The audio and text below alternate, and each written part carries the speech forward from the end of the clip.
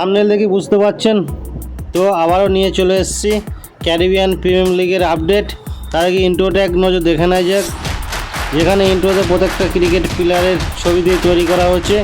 তো ইন্ট্রো শেষে CPL 2026-এর 24শে আগস্টের 15তম ম্যাচ শেষে পয়েন্টস টেবিল, পরবর্তী ম্যাচের সময়সূচি এবং এই 15তম ম্যাচে মুখোমুখি হয়েছিল গায়ানার সাথে অ্যান্টিগুয়া, যেখানে অ্যান্টিগুয়া প্রথম ইনিংসে ব্যাট করতে নেমে 116 রান করে 17 ওভারে অল উইকেট হয়ে যায়। জবাবে গায়ানা 121 রান করে 3 উইকেট হারিয়ে 9 ওভার 5 বলে ম্যাচটি জয়লাভ করে 7 উইকেটে ব্যবধানে।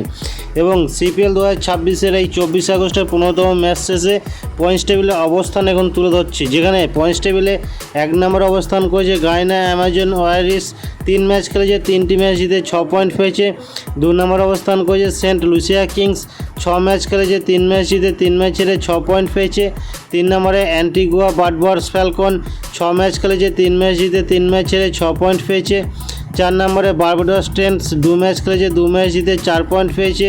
5 নম্বরে জামাইকা ট্রাভেলস। 6 ম্যাচ খেলেছে, 2 ম্যাচ জিতে 4 ম্যাচ হেরে 4 পয়েন্ট পেয়েছে। 5 নম্বরে টিবাগো নাইট রাইডার্স। 3 ম্যাচ খেলেছে, 1 ম্যাচ জিতে 2 ম্যাচ হেরে 2 পয়েন্ট পেয়েছে। 7 নম্বরে ST skid navy Spectator. 4 match খেলেছে, 1 ম্যাচ জিতে 3 ম্যাচ হেরে 2 পয়েন্ট পেয়েছে।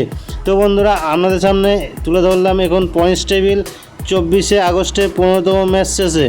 এখন তুলে ধরছি পরবর্তী ম্যাচের সময়সূচি, অর্থাৎ আগামী 26শে আগস্ট বুধবার একটি মাত্র ম্যাচ অনুষ্ঠিত হবে। 16তম ম্যাচটি অ্যান্টিগুয়ার সঙ্গে বারবাডোস টেন্সের মধ্যে ভোর রাতে 4:30 ভারতীয় সময় অনুযায়ী। তো বন্ধুরা, এই ছিল আজকের আপডেট। তাই ভিডিওটা ভালো লাগলে অবশ্যই একটা লাইক, শেয়ার, সাবস্ক্রাইব করে কমেন্টে জানিয়ে যাবেন যে আপনাদের ইনফরমেশন কেমন লাগলো।